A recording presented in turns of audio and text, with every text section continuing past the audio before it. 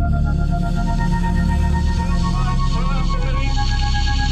the only thing we have to fear is fear itself.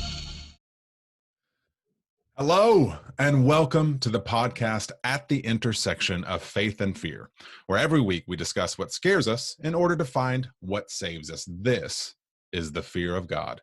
Speaking to you right now is one of your hosts, Nathan Rouse, and typically with me is fellow co-host Reed Lackey. And he was here a minute ago, guys, but he was acting real funny, saying he'd been at some sort of social event and somebody hypnotized him.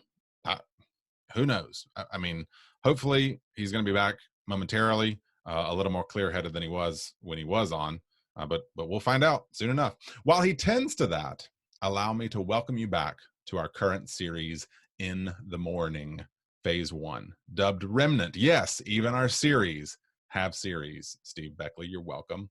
We began In the Morning, a corporate discussion of learning how to lose with Infinity War, and then covered a ghost story.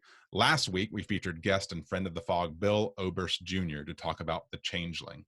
This week, another friend is going to join us for our film conversation, but all of this is backboned by a TV guideposts. That's right, series within series within series. We are inceptioning you with series. This TV guidepost is for HBO's The Leftovers.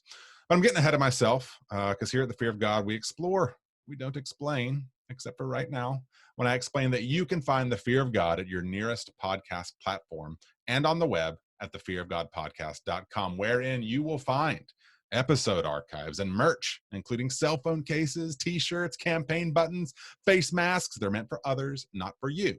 Magnets, pillows. Read. You.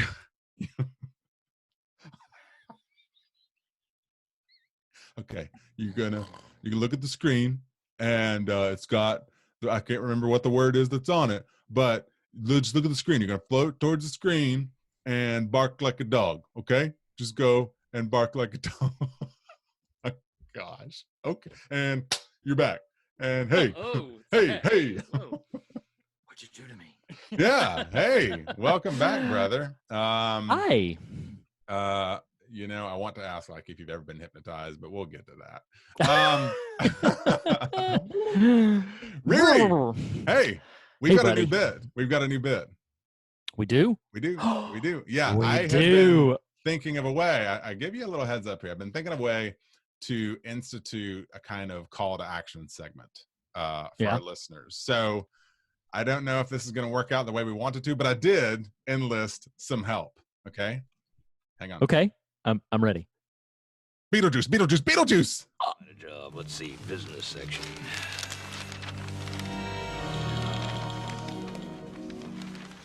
Ooh la la, what do we got here? Let me.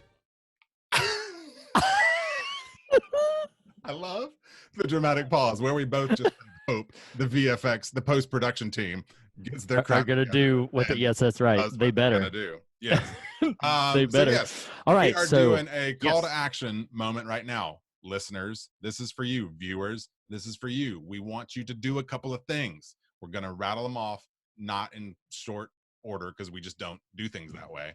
But the very first one, Reed, we're gonna do a little quid pro quo. We're gonna do a little, I said it. We're gonna do a little barter here. Okay. We are going to trade a thing. We don't trade lives, but we will. No. We will trade stickers. So we are it took you a second there. So listener, viewer, I'm going to be real frank here. We want your email address. We're 3 years into this thing. We're way behind the 8 ball on acquiring this from you, but we want your email address and we're not above bartering for it. Again, stickers, not lives. But go to the website, thefearofgodpodcast.com, where it says subscribe on the front page. It's right there. Put your email there and hit enter or whatever button that is otherwise synonym to enter. If you've already done this, thank you, Brent and Vera, McDougall, and Beckley. Y'all are just, you're foggers for life. So we're going to be checking this. Once you are in, we are going to email you for a mailing address and mail you a Fear of God, It's Alive sticker designed by Jacob Hunt. Pretty cool, right, Reed? So like, I love it. No, I'm excited. Stuff. So yes, listeners, call to action 1, is give us your email address and we will give you a sticker. So please go to the website right now. Beetlejuice says so. Go to the website, put your email address in the field, hit subscribe, and we'll get in touch with you and give you a sticker. Free stickers. Reed, what do you have? Make it happen. The other thing that we need your participation on is because we are now in the 3rd episode of this series. In 2 more episodes, we're going to be closing down this phase of our series, and we're going to be pivoting back to 2020. That series where we count down your top favorite horror films of every year of the 2000s. And we are up to 2009 and 2010. I can't believe it. So we need your participation. It's already been available. Call to action here is to go to the fearofgodpodcast.com, to click on the little banner at the top to take the survey. It'll take you to a splash page where you can vote for your favorite horror films of 2009 and 2010. We will count down the top 10 of those results on an episode in just a couple of weeks. So there is not much time left to vote. So call to action number 2 is go to the website, fearofgodpodcast.com. Follow the banner at the top to lead you to the 2009 and 2010 surveys where you can cast your votes for your favorite horror films from that year for our next editions of 2020. Next. Yes. Call to action 1, stickers for emails. Call to action 2, vote in life and in fog life. Okay. I do love that you're like, I can't believe it's 2009, 2010 already. We just started the series at the beginning of the year. It really does feel like it's been 10 years since the beginning of 2020. Oh my gosh. It makes crazy. perfect sense. The third one, Riri, we are taking audience engagement to the next level for us at least. So we are not going to do a formal what you watching this Fear of God episode, you guys, but right. The audience engagement and the call to action number 3 right here is about what you're watching. So I am going, their minds are going to be blown when we name drop them right here if they listen to this episode. Asia and J. Mark Schwartzentruber, I really hope I got that last name right. 1, y'all are awesome. 2, you inspired this. So thank you and you're welcome. Guys, we want you to record yourself, your family, your kids, your dog, your church choir, someone important to you singing what you're watching, what you're reading, what you're listening to. Read, how does it go real quick so they know it? How does it go? What you watching? What you reading? What you listening to? Go crazy. Have fun. Don't make it super long. But yes, we are going to start using listener recorded versions of what you're watching, reading, listening to on the show. Okay. Post-production crew we just gave them a raise hardcore. Like there's a lot of work cut out for post crew. We doubled their nothing salary. We did. So we want you to record that. Use your voice memo on your phone, something simple, something easy. Email it to fearofgodpodcast@gmail.com. Email your recorded version of what you're watching, reading, listening to fearofgodpodcast@gmail.com. That's exciting. I'm really looking forward to hearing some audience participation on that one. So emails for stickers, subscribe, get a sticker, vote, record yourself, your friends, your loved ones, your enemies, your grandma, your animals, whatever, singing what you're watching. What do you got left, Reed? This is a good one. Okay, so this is one of my favorites, and I can't believe I'm very excited to announce it right now. So we are starting an official in just a few weeks, several weeks. We are going to be starting the official Fear of God book club, which book club! Didn't know that was going to happen. So, that's how most of my life goes.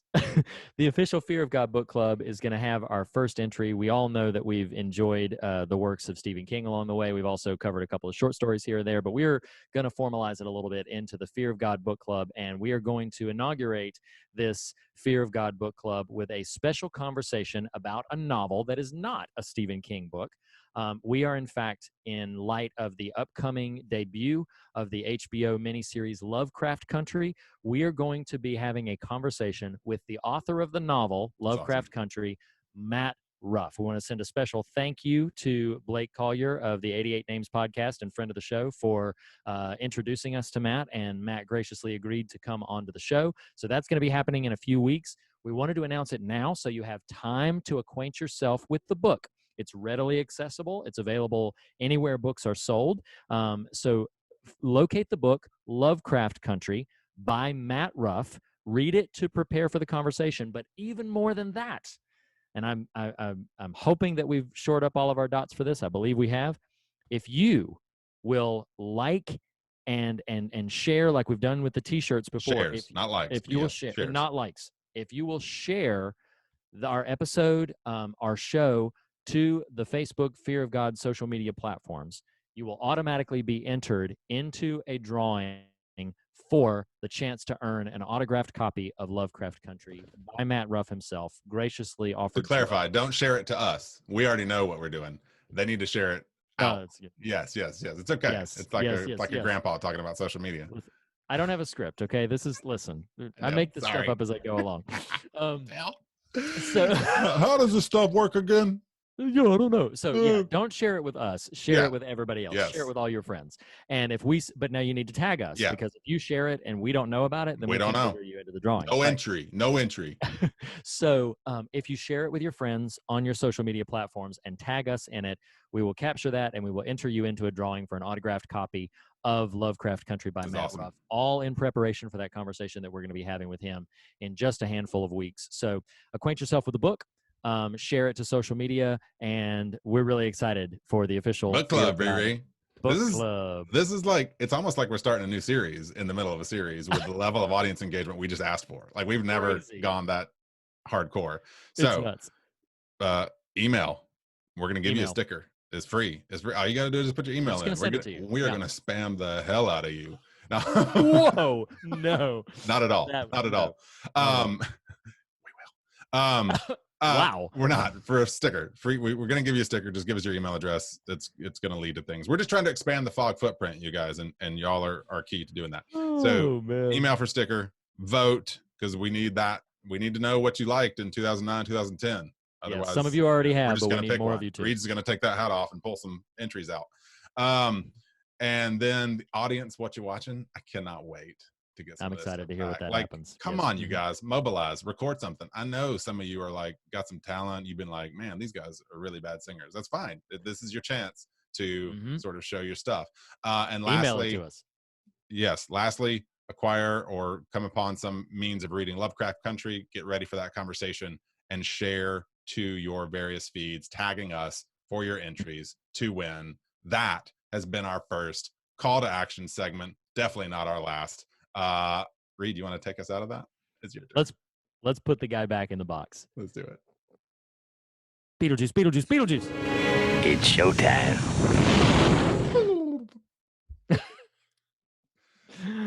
Oh, all right. We rarely move that quickly. I'm trying. It's Fair like point. It's like this, tension between clarity and efficiency. And I never achieve that. I always fail at that tension. Truth. Reed, don't do that. You're like, true. It's true. You fail. Reed. Nathan. While I look for my notes on where we're going in today's TV guideposts, scrolling, we return to Mapleton, New York for HBO. Speaking of HBO, The Leftovers, starring a bunch of people, featuring sad things. Today, discussing episodes 5, called Gladys, and 6, called Guest. We explore and maybe explain before, screw it, on to the show. Reed, we are... That was man, how funny would it have been in like the old guidepost days if you were flipping through it and everything, and then suddenly it was just like, screw it. Just forget it. Just push play. Jeez, Reed. This Dude. Oh my God, Gladys. What? Why do we have to start with this conversation? I skipped it. You didn't watch it? No. I skipped the scene. Oh, the scene's awful. So it's terrible. We have, for 3 years, we have been covering horror films with some pretty graphic and violent stuff in it. I think the death of Guilty Remnant member Gladys is the most graphic and horrific thing I think we have Justice ever for covered on the Gladys. show. It is awful.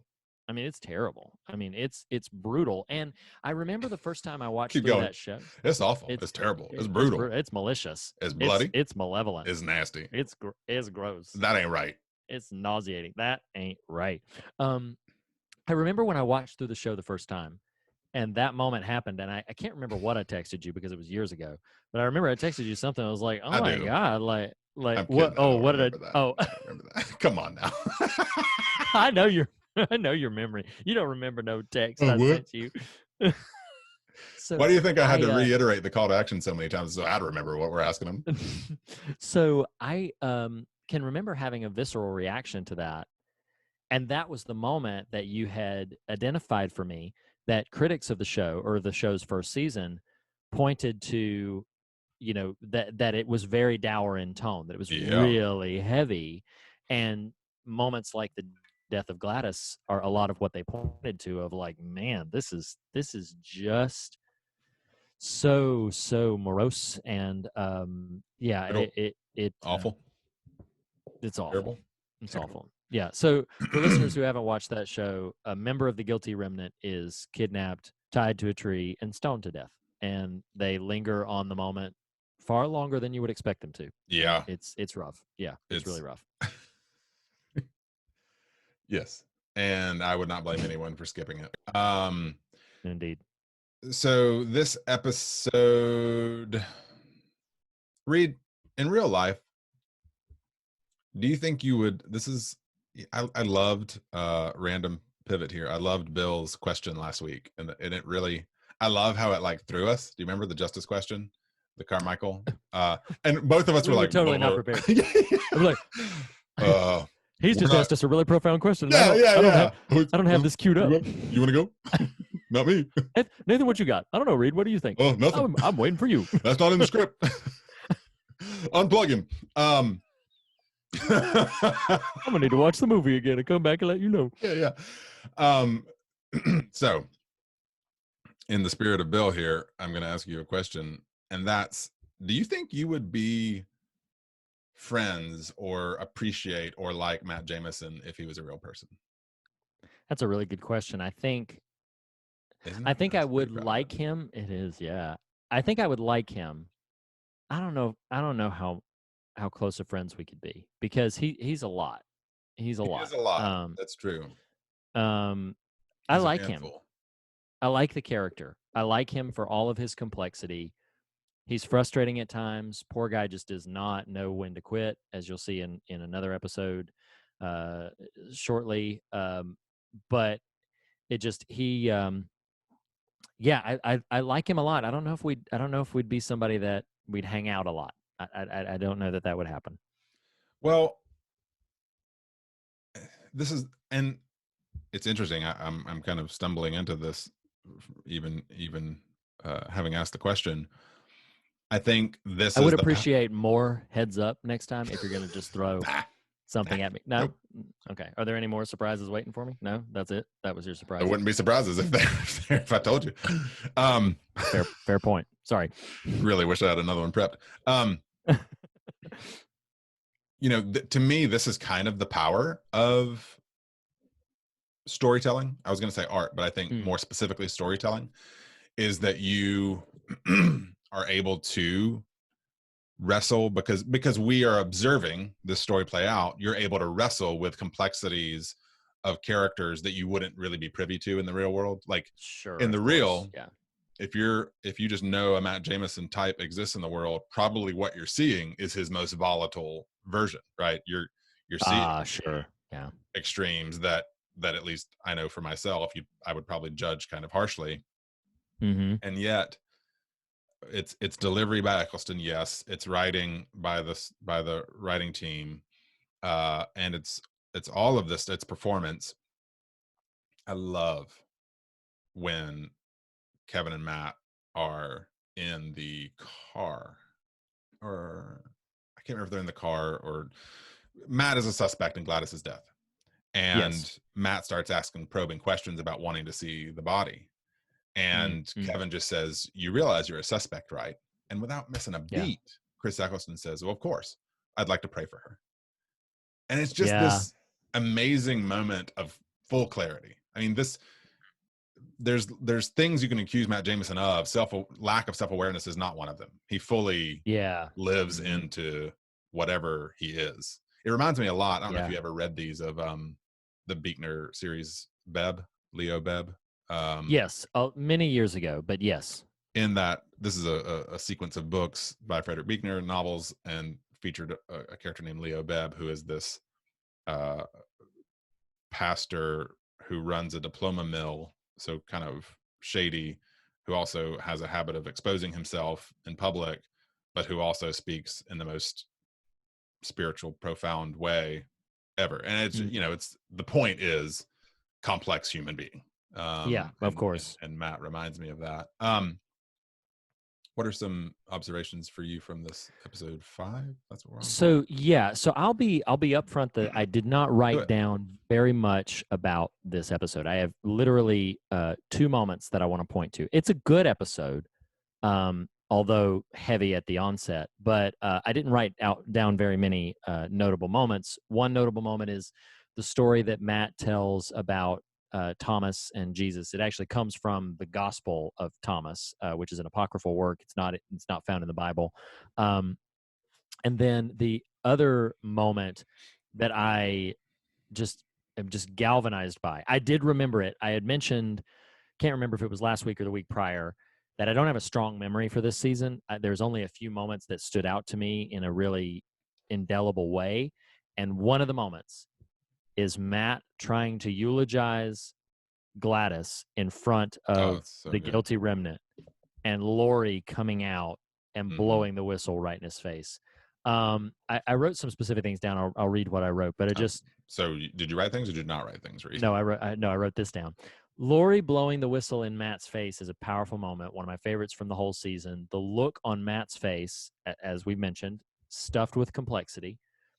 He genuinely feels like he's trying to do something that in his mind is a good thing. But of course, at the same time, he is creating a sort of violation, as it were. And Lori's reaction is such a great display of the culmination of her individual arc and how she's trying, for all of the things that this guilty remnant is shady for and is questionable about, she's bought in. She's fully and completely bought into it. And so him being there eulogizing Gladys is a complete violation of so much of what they're trying to achieve or talking about. And so her blowing the whistle in his face is a really affecting moment. It is a very, very powerful moment. The episode as a whole is a bit utilitarian, as I've used before, but that moment is just powerful. And I love it a lot. That's really the extent of my notes on episode Gladys. So I'll yield. I thought you were going to say your favorite Matt quote of the episode is "I say too." Wow. I really do love that moment. But his love, it's like he's just trying to fit in. He's like, let you know, Kevin, I'm good. We're good. You're good. You can drop the F-bomb if you need to. Yeah, that's true. I know you're gonna bleep that, so I wasn't. No. I know. I had a momentary brain fart though, because I thought that was in the second episode. I thought that was in the next episode we're doing. I didn't know that was in Gladys. I didn't remember it from Gladys. I remembered it from. It's when they go to. Because he's trying to get in touch with Kalani. That's right. He's trying to get in touch with Kalani, and he just goes off on his phone. And then, and then Matt says that. Yeah. That was right. I was jarred for a second. Yeah, it happens. Yeah, I'm like Matt Jameson. I'm a lot to handle sometimes. Would I be friends with him? Clearly. Jury's out. I do love that there's a small scene late in this episode where we finally see the dam burst for Kevin emotionally, where he and Jill connect in a real touching way. Right. Yeah, I really love that. But so that's episode 5. Gladys is intense. I don't know about you, but and next week's 7 and 8, like 6, 7, 8. This is a good run. Yeah, it is. Are you just agreeing with me because I said it, or believe it? I'm fonder of 6 and 8 than I am of 7, but yes, 6, 7, 8 is a really great run. Just the level of you just dig that knife, Lackey. Would you be friends with Matt Jameson? Listeners, you've listened to Reed for 3 years. Would you be friends with Reed Lackey? No. Don't answer that. Send us your emails. Send us the rest. Don't vote on answer that question. No call to action. Quick poll. Come back, Beetlejuice. So episode 6, guest. This is a hell of an episode. I love this episode so much. I mean, I'm pretty fond of everything in this season surrounding Nora as a character. The only character that really gives Matt Jameson a run for his money in terms of my favorite character is Nora. Yeah, this is a fantastic episode. Guest is an amazing piece of storytelling. It's wonderful. It's really excellent. It's not quite to the level of episode 3 for me, Sure. but close. It's really strong. But in terms of telling, I understand what you're saying, but it has resonance as this sort of bottle episode. Nora works for the DSD, the Department of Sudden Departure. I think that's Department of Sudden Departure. Yeah. You like it? I was like real committed, and then not at all.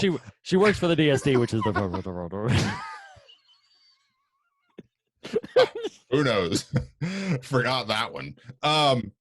But she's at this conference, this corporate conference, and it just gives you this sort of day in the life type of thing, and where just nothing is going right, which is effectively the show writ large.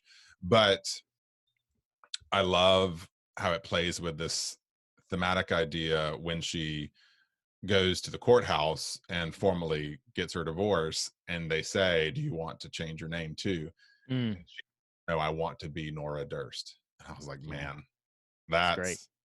A line right there, because it just screaming all these attachment issues and identity issues. And the episode's called Guest, meaning there's no identifier there.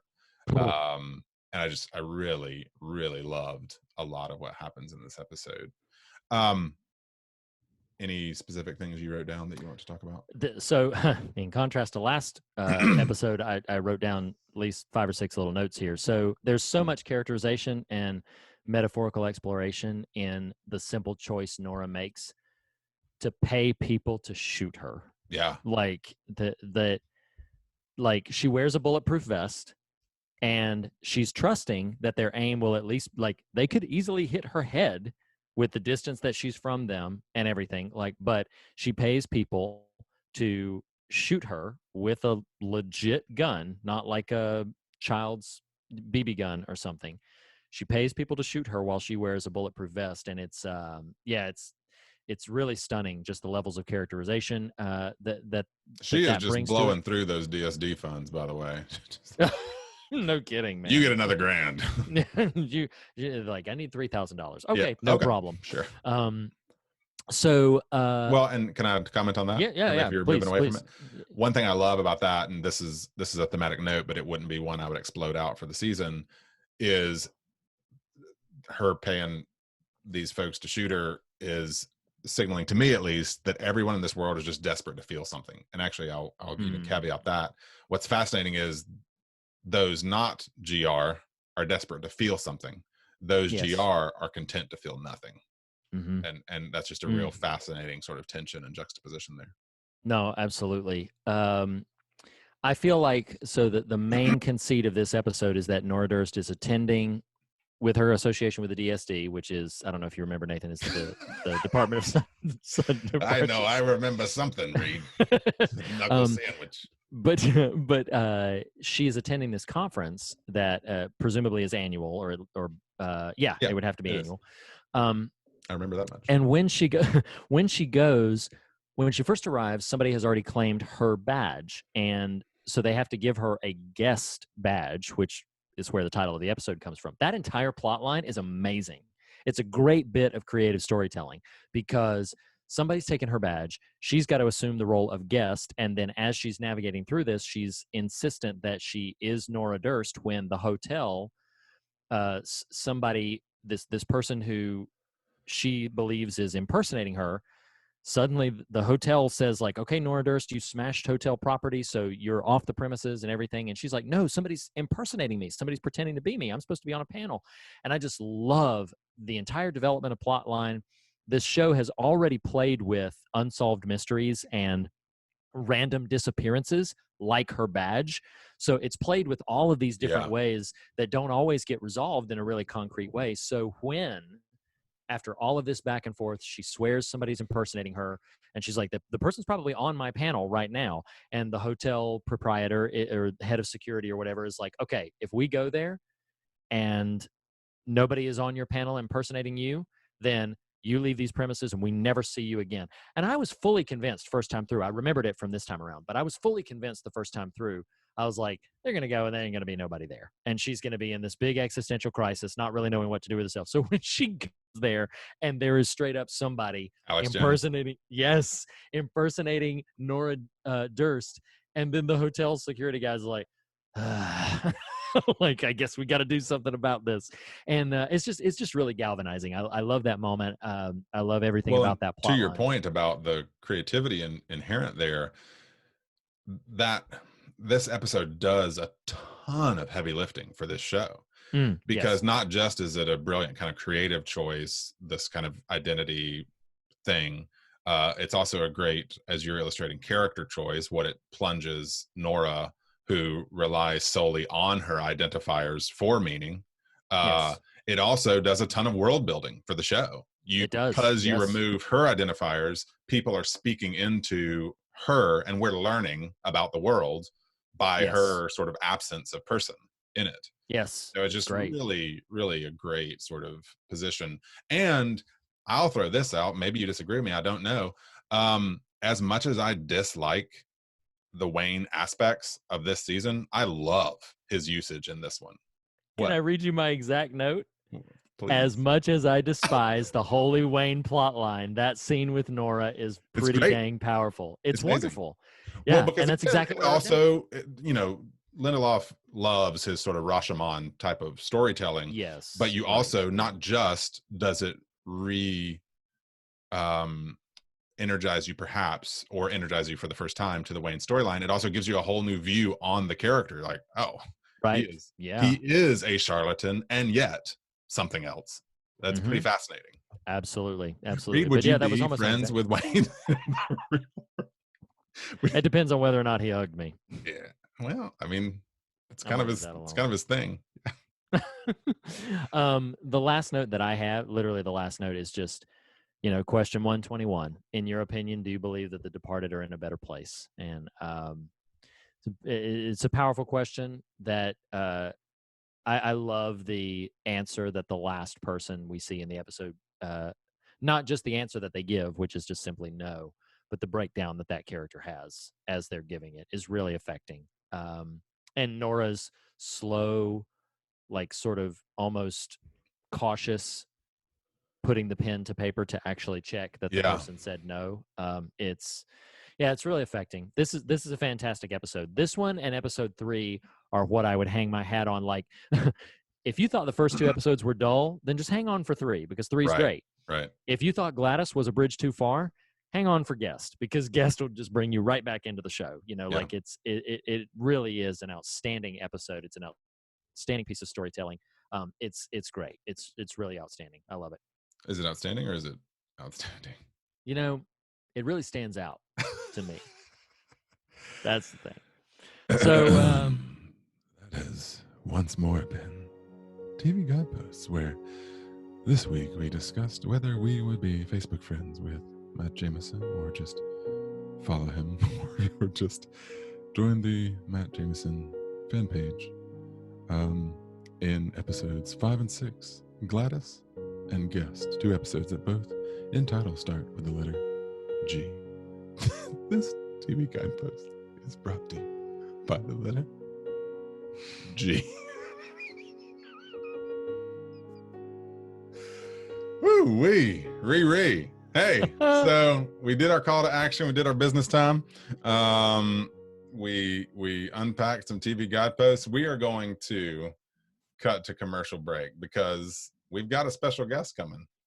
We do. We had Bill last week. We've got a new friend of the Fog, Noel T. Manning II, joining us.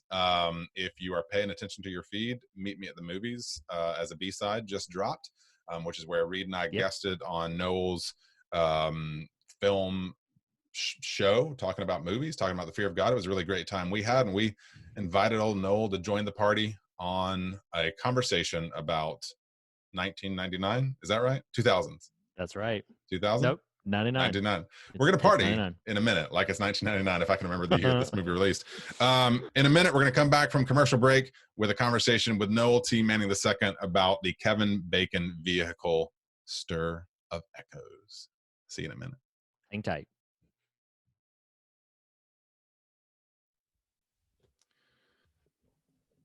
All right, and we are back from commercial break.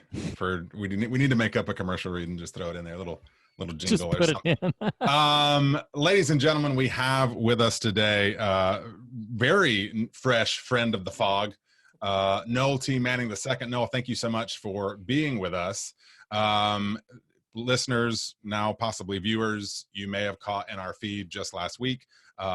Noel has his own show, Meet Me at the Movies. Reed and I guested on that recently and wanted to return the favor, and here we are. Noel is a film, TV, and music and pop culture journalist since, do you want me to say this year, Noel? Are you okay with that? You wrote it. It's since 1989. He is a member of the Critics' Choice Association and the North Carolina Film Critics Association, of which Fear of God is now a member as well. He's also a founder and member of film festival boards and host for entertainment shows for TV, radio, and online audiences. But how I know him is he is an adjunct professor of communication and new media studies at Gardner-Webb University, mine and Reed's alma mater, and at Cleveland Community College. And formal stuff aside, how Noel, you and I have connected over the years since Gardner-Webb is you very graciously have featured The Birth, my little theatrical production, here and there over the years. And so you and I have stayed in touch, and just kind of cool that it's all kind of coalesced back into something like this where we get to wax nerdy about movies. So thank you so much for being here, Noel. Heck yeah. Thank you guys for inviting me. It was a blast. I loved having you on Meet Me at the Movies, and thanks for returning the favor. I'm excited, looking forward to this. Yeah, no problem. So something we like to do every episode. Something we like to do whenever we have a guest, a new guest. Every episode especially. that we have a guest. Yes. Yes. See, Yes. Thank you. Thank you for finishing my sandwiches. I got your back. Yeah, I appreciate it. Is something that I'm going to now formally hand over to Reed and let him do. I don't screw it up any further. Listen, we're new at this, okay? Just you got to show us some grace, okay? We're still working out some of the kinks. No, so we like when we engage with someone in a sort of a formal conversation, their first time on the show, to ask them two questions. The first one is pretty straightforward, pretty simple. Okay. What are a couple of your favorite scary movies, or what kind of scary movies do you like? Answer it however you want. Well, I was born a fan of Universal horror films, but I cut my teeth on Hammer horror films, and then I came of age during kind of the VHS direct-to-video campy horror films, and ultimately I graduated into thought-provoking classics. Natural kind of human progression, you know. It's a storied history. Yeah, so you throw all that together. I mean, I love so many different types, but I'm just going to name three films right now. American Werewolf in London, just an amazing film that found a way to combine horror and comedy, and it did it so perfectly, and the effects at that time were pretty incredible. Cabin in the Woods, once again, kind of a different kind of horror film. You think you're getting one thing, and then you get something completely different. Yeah. And then I'm a fan of Westerns, and there was a Western horror film a few years ago called Bone Tomahawk. There you go. I knew that's where you were going. Yeah. That's a great he said Western, like something rose up in me. Like, is he going to talk about it? Is he going to talk about it? Well, I got to interview the director and the writer of that, nice. Sailor, and it was just, I was just blown away. It was just one of those movies that came out of nowhere. No, it's a phenomenal film. So anyway, those are three. I've got a huge list of them, but I'll just mention those. You ought to go listen to our American Werewolf in London episode. It's quite ribald. It's funny. We've actually done episodes on all of those. Okay. I particularly, I think you might appreciate, if you have not had the chance to hear it, our Bone Tomahawk conversation, because I think that was just name a movie and we'll be like, oh yeah, and go listen to this one too. Go listen to the podcast, okay? So no, but I have to ask this before I ask the other one. So is it Zahler? I've been saying Zahler like my whole life.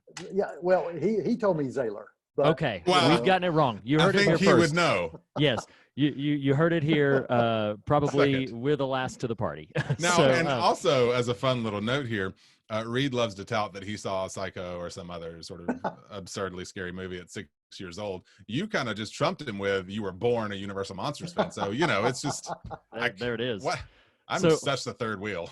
And listen, you cannot mention Hammer horror films. I have to ask you: have you ever heard of one of the Hammer horror films, one of the Christopher Lee Dracula films called "Taste the Blood of Dracula"? I have heard of it, and I actually have all of Christopher Lee's Hammer horror film collection. So Okay, so that film is one of my favorites in that whole series. Cool. It's outstanding. It's great. Very Okay, so cool. lest we belabor too much on that, so the second question, which you can approach as existentially or as practically as you want, is what scares you?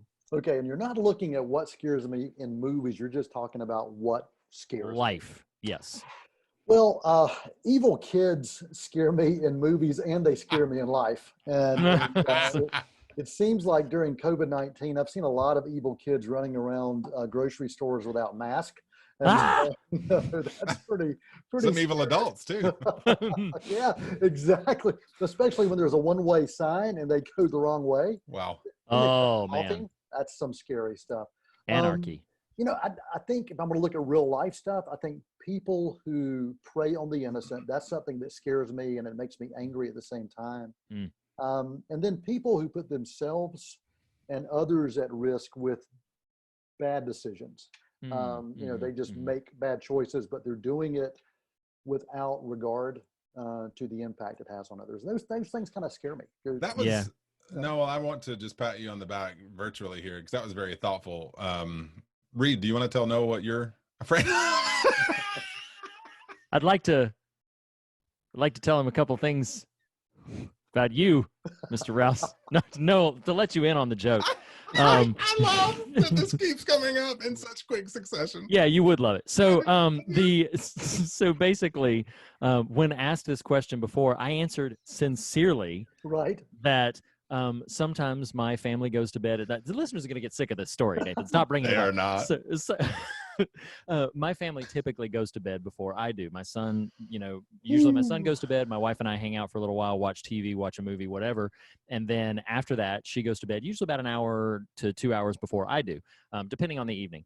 And so then if I'm out and I'm finished with what I was doing in the living room, then I click all the lights off. Well, I have to walk down our hallway, and it is not uncommon for me to have a brief moment where I'll see like a pile of clothes somewhere. There it is. Or I'll There see it is. You something, can stop right there. You can stop. No, It's no, just a no. pile of clothes. No. Reed's scared of clothes. I'm scared of a pile of clothes. Where I'll see something and it'll just, I'll have this That's moment fine. where That's I'm fine. like, We can move on. you know what? Here's what I'm gonna do, Mr. Rouse. If you test me, I'm gonna pull up some video footage that I have, and I will That's fine. debut it That's fine. on live broadcast. No shame. So It's your show. So thank you, Noel, for being here, for answering our ridiculous Heck questions. yeah. Speaking of ridiculousness, this. So today, listeners, viewers, co-hosts, we're talking about the film Stir of Echoes. I hope you're prepared. From 1999, 2000? 99. It's 99. Yeah, Released just a And- little bit after Sixth Sense was. I can't believe we didn't do this when we covered God, what is that movie? Friday the 13th, right? That's I have no idea Jason. where you're going. That's Jason, right? Friday the 13th is Jason. Jason. Yes. I mean, not the first one. No, right. That's his mom. Yeah. It's your mom. So I can't believe we didn't do that then, because that film also has Kevin Bacon in it. But this is, I think, the first full Bacon we've ever featured, right? And This is Reed, bacon. I mean, This is bacon well Thick done. cut. This is some thick cut bacon. It is. Right. As a matter of fact, this is Yeah. absolutely. Yeah, that's right. Woo! This That's is right. gonna be a long If conversation. James Cromwell had taken Babe to the bacon parlor, this would be that kind of thing. Yeah. Yes. Yes, Yes. Exactly. Oh, That'll that'll do. Oh, wow. Oh, so we're talking about Stir of Echoes. Kevin Bacon is featured in this film. He stars in this film. We are right now, surprise Reed, gonna play 6 degrees. No. Bacon. We are. Really? We are. Yeah. Oh God. So I'm gonna let Noel, our guest, because he knew this was happening and Reed didn't know. No, I'm Go prepared. first, and then I'll go while Reed. By the way, Reed, I've got yours covered if you can't fix it. Wow. Wow. Okay. All right. So Noel, so this is 6 Degrees of Kevin Bacon. Right. You've kind of had a little bit of a hand in this industry for some time now. Certainly, there's an avenue by which you can discern your proximity to the bacon. Right. Yep. What you got? So, well, I'm 1 degree away from Kevin. One? You're only one? Yeah. Wow. What? You didn't tell me that. Well, he's got us beat. Well, now maybe you have to help me. Maybe I'm wrong, but I was an extra and did some work on a film called The Trial, which was a Gary Wheeler film shot in Charlotte. And Bob Gunton, who you may remember, he's a character actor that's been in tons of things. But if you saw Shawshank Redemption, Oh, he, yeah. he, Oh, yeah. you know, he was the warden. Well, he worked with Kevin Bacon and Oliver Stone's JFK. And so Oh. I worked with Bob Gunton and got to spend time with Bob Gunton. That's awesome. in the movie The There you Trial. go. I think you win. Kind of like being born a Universal Monsters fan. You've just got the closest proximity to the bacon. Yeah, I don't see how we can beat 1 degree. Like We I won't, just but don't. it'll be fun trying. Reed, do you have yours yet?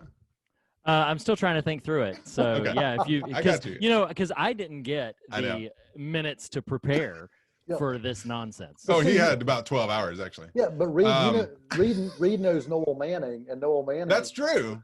Well, here you go. We are each other's. Yeah, I mean, Whatever. that will work. Fill in I the will. blank. That's easy though. That's too easy. That for is. me. That's too I much. will. That's- I will do my best to come up with a That more is not the sufficient. crispy bacon I was wanting. So I'm gonna go.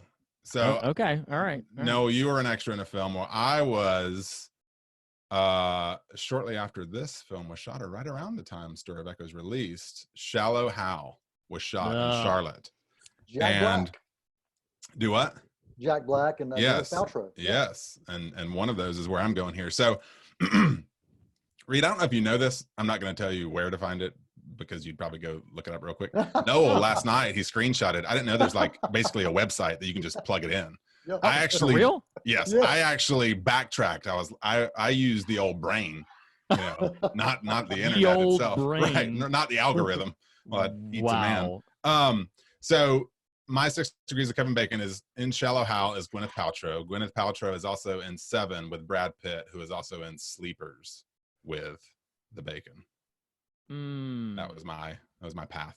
So how many is that? Is it numbers of films or numbers of people, or I don't know. It's been a while since I played this game. Now who was the person who did you say? Paltrow to Seven, which has Pitt, to Sleepers, which has Let's Kevin see, Bacon. Gwyneth. I have to look it up. I have to do the research here, but yeah, I think it's just like, well, Bob Gunton worked with Bacon, so that's 1 Right. degree. Yeah, whatever. It doesn't matter. The number 6 is irrelevant just to the fun of the game.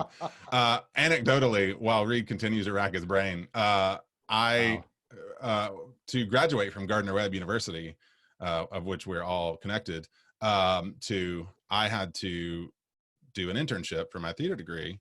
And Reed, you did yours. I don't remember where, but I did it at the Lost Colony, which is in the Outer Banks of North Carolina.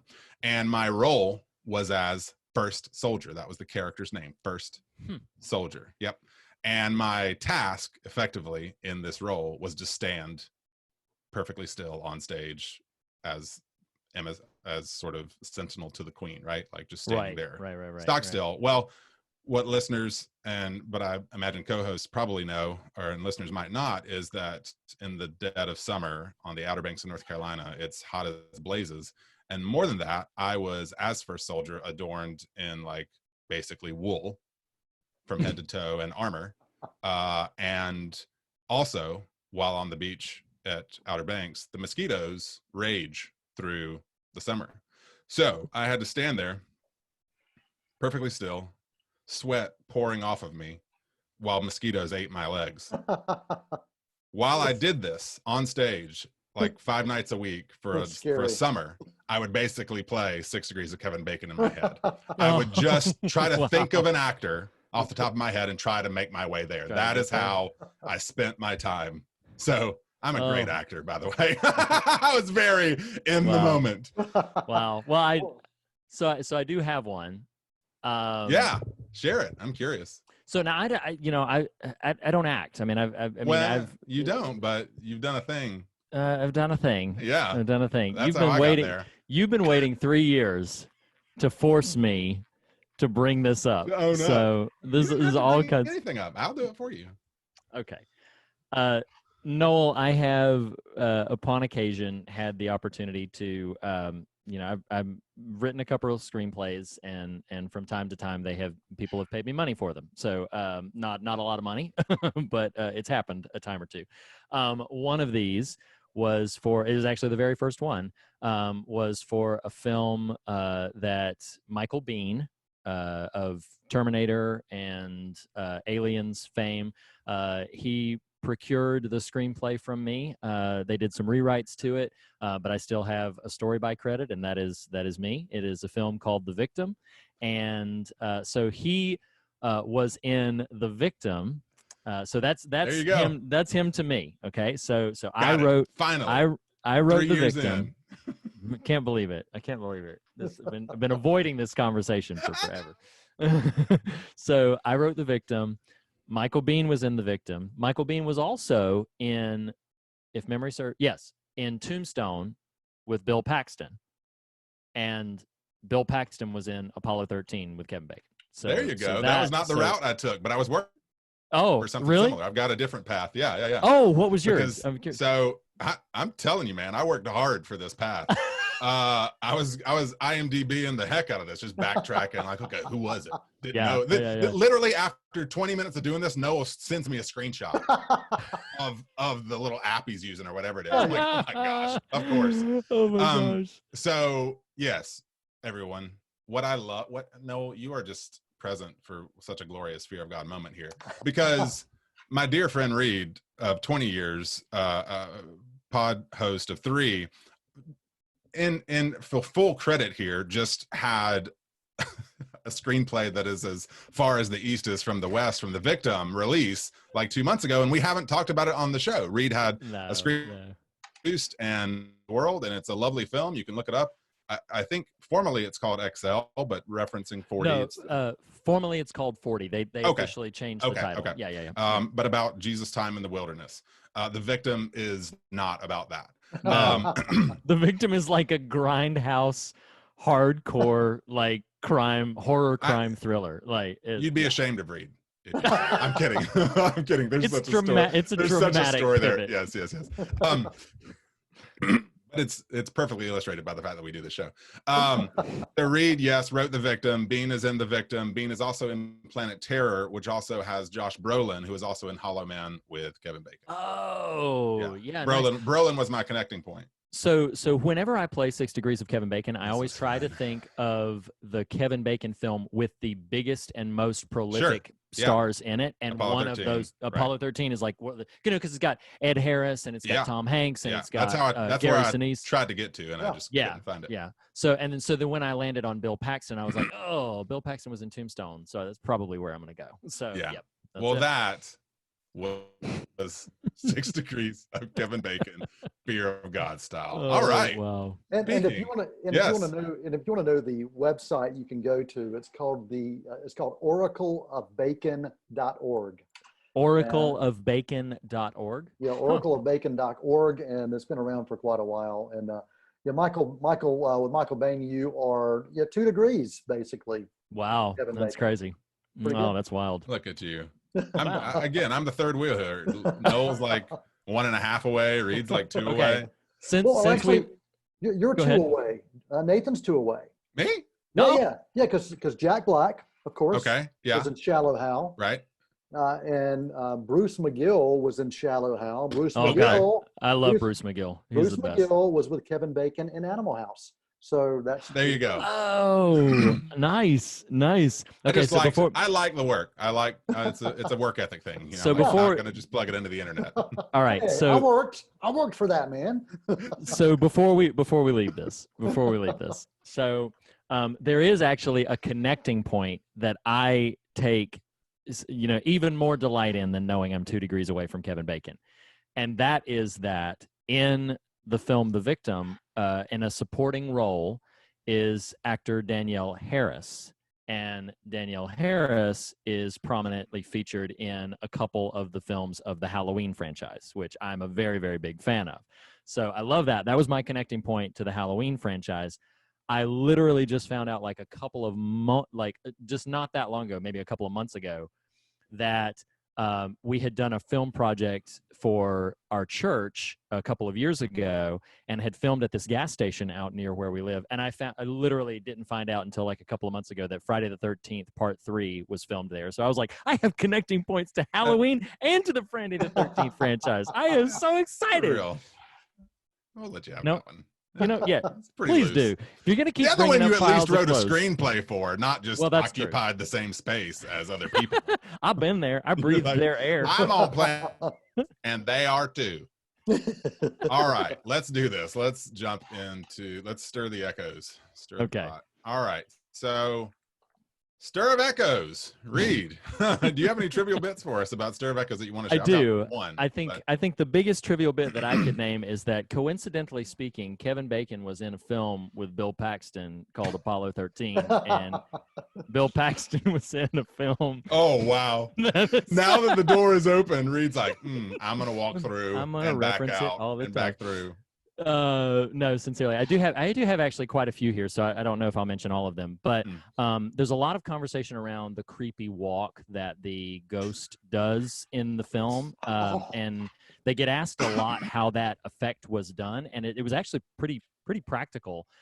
They basically had the actor walk very, very slowly but naturally while they played the camera sped up, and so then when they played the camera back at normal speed, then the sort of subtle nuances of their movement made it very, very cryptic and made this sort of unnerving effect. It's not true slow motion because they were walking slowly while the camera was recording them sped up. So it creates that sort of creepy walk effect, which I did find pretty interesting.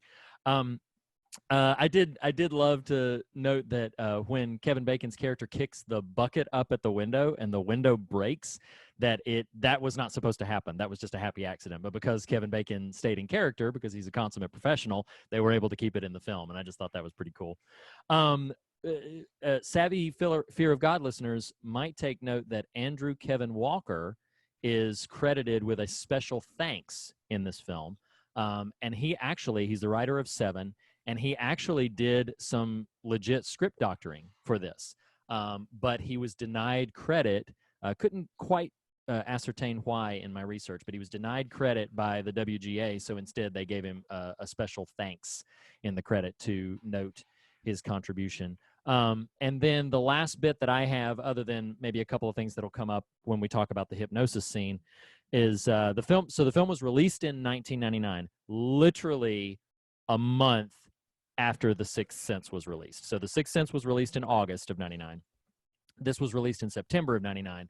And there was so much hype and excitement around The Sixth Sense that it stole nearly all of the attention that would have gone to this film, because the films are similar sort of in premise, and they're similar a bit in theme.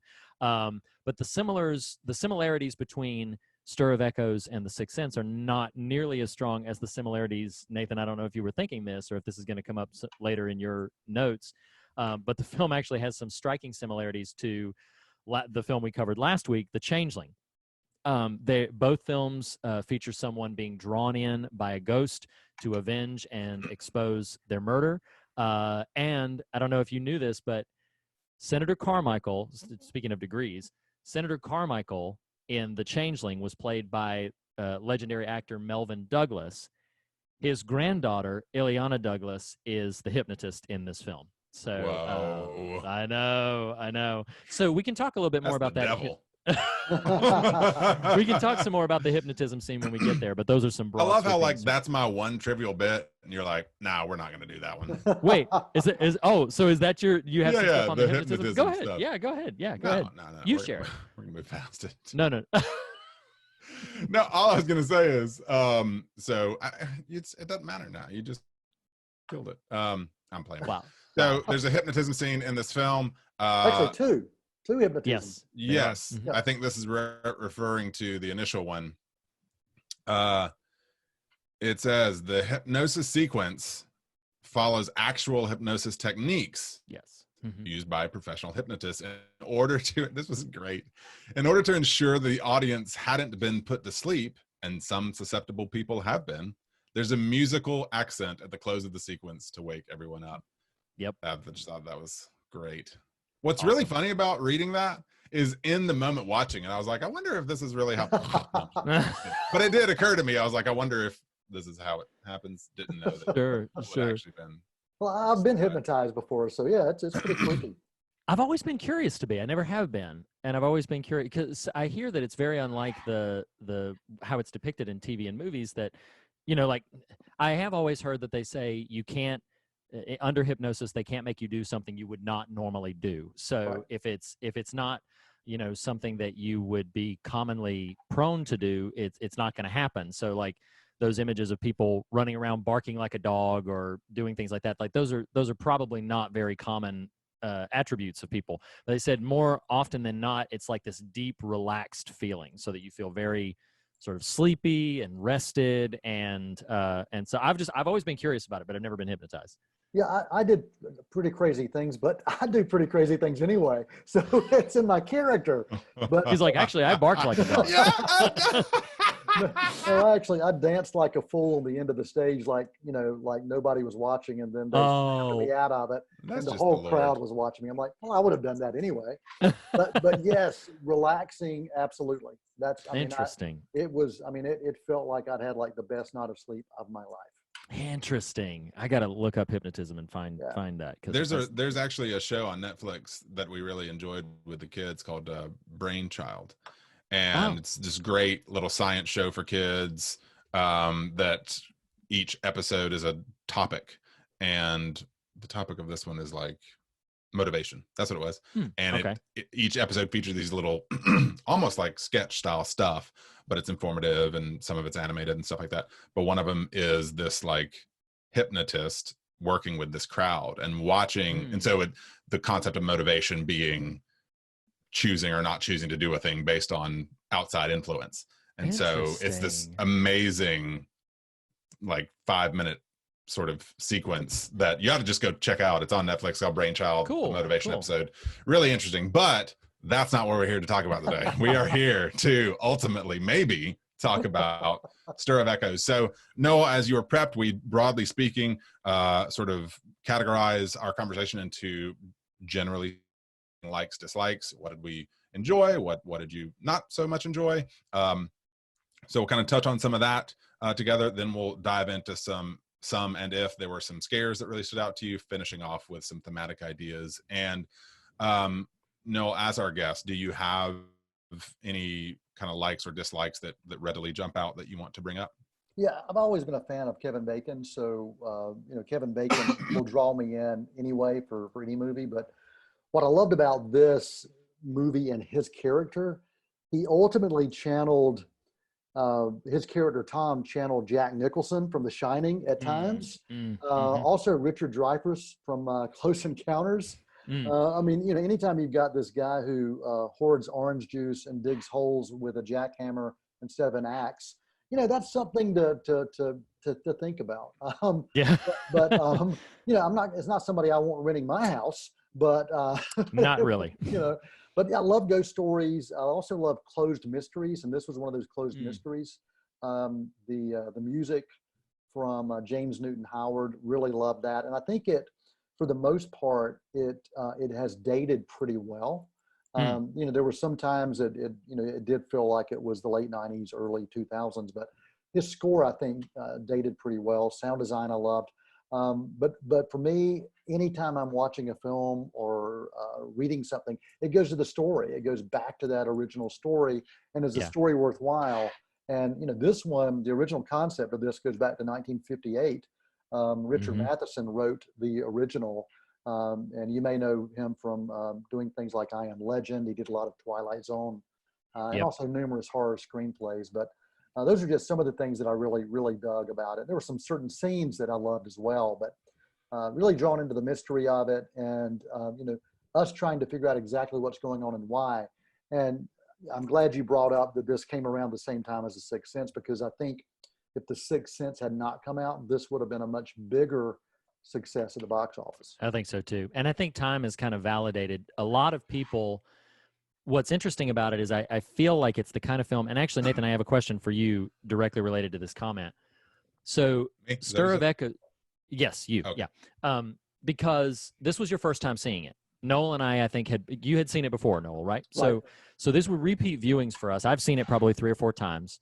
And my perception and your experience of it, Nathan, may sort of validate or not this perception that I've had, is I feel like it's the kind of film that if somebody pitches it to you pretty heavily, you're going to go into it and might enjoy it, but might be like, I don't know what the big deal was.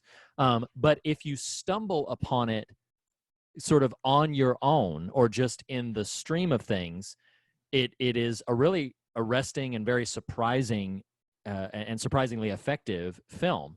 I have found in general, people who come to it because they have heard a lot of hype about it usually think it's okay. But people who stumbled onto it because, oh, yeah, I watched this random movie that I'd never heard of, and it was Stir of Echoes, and it's amazing. So that, pivoting over to you, Nathan, because this was your first time seeing it, what was your experience of the film? How did you feel about it? And I mean, in general, what was your take on Stir of Echoes? Excuse me.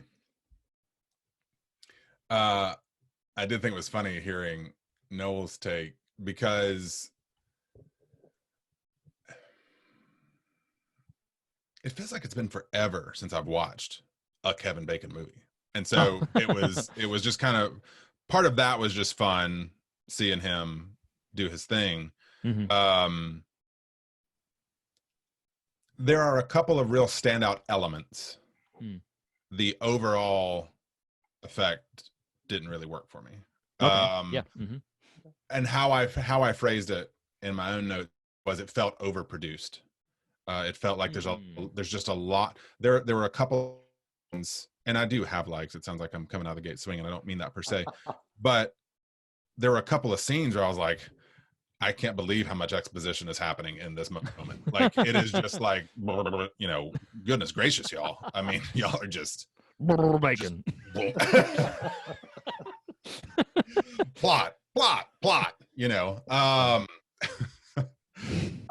So it just had this real kind of 90s energy about it. And I do think it's unfortunate. I don't know if I'd have had this experience if it had not been conversationally attached to Sixth Sense, but going into it sort of with that subconscious note in my head. Yeah. Mm-hmm. It is interesting because I don't think it's not even a fair comparison to say is one better than the other. I do think Sixth Sense as a film is better, but story-wise, there's some similar elements. It did conjure Changeling, it did conjure Shining, and it wasn't until reading stuff after I was like, oh, okay, that wasn't just me. Sure, right. Mm-hmm. To the point that it wouldn't have surprised me if Stir of Echoes, even though knowing it's based on Matheson, if it were an updated version of the Changeling. It very much has that kind of energy about it. So yeah, I do think there's some real standout things. The first roughly 45 minutes or so, other than the hypnotism sequence, the way that's constructed, not just what he sees, which is pretty, kind of intense and sort of really well realized. Yeah. It's not just what he sees, but the way it's presented in the film, that you don't get all of that in the moment, was really strong to me. But other than that, the first 40 minutes, I was kind of like, man, I just don't know. But once Bacon really started taking center stage. I mean, whenever Bacon's center stage, it's you can't It's help sizzling. but salivate. It's great. Yeah. It's great. Whenever Bacon started sizzling, man, I was in. Yeah. I was in. I was all You for know. it. So we're making a lot of jokes about Kevin Bacon and his name and everything like that. I say no, but kind I'm of there for the taking. but I say but I say with no tongue in cheek whatsoever. He always, and like you know, he's kind of the actor you forget about. And until he's in something and you're like, oh yeah, Kevin Bacon. Everybody knows Kevin Bacon. He's great. He's in everything, you know? And one of the things that impresses That's me why so much, 6 Degrees of Kevin Bacon exists. that's what I mean. But what I'm saying is, in a film like this, you can really appreciate what he brings to the table and why he's so prolific that there's such a thing as 6 Degrees of Kevin Bacon, because this man is so committed as a performer, and he's so charismatic, and he's so interesting to watch in all of the different facets that he does, whether he's trying to do something a little funny, whether he's doing something that's intense and a bit aggressive, whether he's vulnerable and a bit on his heels, which we see all of those different displays in the film. He's such a versatile actor, and he's such a sort of a charismatic and arresting presence. I think Stir of Echoes is a great example, though there are films that I think he does an even better job, and I don't know if I've ever seen a poor performance from him. That he really is. He's one of the best things about a movie that I consider to be pretty good, maybe even great, is he is just an incredible performer, fully committed to this role, and he does a really excellent job. So you know, the jokes on his name are probably going to continue throughout the episode, but I did want it said with no tongue in cheek like he's no slight to him. No, and he's outstanding in this film. I think I think he's really galvanizing his performances. I do want to, and I'm glad we've got a guest to sort of notarize this. I would like to submit to the Fog suggestion box a new small segment to start incorporating. And when at the top of the film, or towards the top of the film, when Maggie shares that she's pregnant, and he just goes, "Bummer." I was like, no, sir. So we're gonna start giving out the bummer award, like for deadbeat dads, and like, you know, so moving forward, we'll just be like, that's a bummer. Yes, no. But you know, he wasn't a deadbeat dad. I mean, sure, right? Yes, he was. right. I mean, totally. From the start, you know, he's the one with the kid, and when the kid's having a bath, he's the one that takes the monitor, went to this party across the street, and he's the one listening. So I mean, he's very much obsessed with taking care of his son. So, you know, he's very connected to that. And then his obsessions change. But for me, you know, you talked about, you know, Kevin Bacon ultimately drew you in, Nathan. For me, it was in the first minute 47 seconds when the kid looks at the screen. Sure. And says, "Hey, does it hurt to be dead?" I'm like, crap. Yeah, and I was looking around. I was like, I don't know. Man.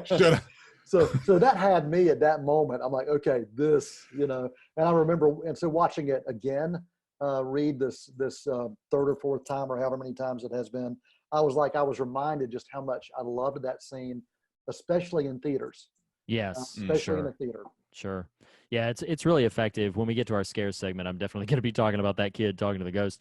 To highlight a couple of other sort of likes, dislikes I have, I do love the entire sequence mounting from tension from when Jake receives the babysitting suggestion from the ghost, all the way progressively through the babysitter sitting there and hearing him speaking to no one up in the through the baby monitor, and then that culminates into her what appears to be kidnapping him, and then you have that whole sequence of Kevin Bacon's character is seeing all of this happen. Like that entire progression of escalating tensions I love so much. I feel like it's really energizing. It's great because it's kind of unexpected. You're not really sure exactly how things are going to pivot and how all the dots are going to connect. And I feel like it makes a lot of logical sense in retrospect, but walking through that sequence of scenes, I think is really energizing. I felt the same way about his dream that he wakes up where he's seeing some of the things that we later find as the film progresses, what the context of those moments meant, but it culminates in the boy's suicide attempt.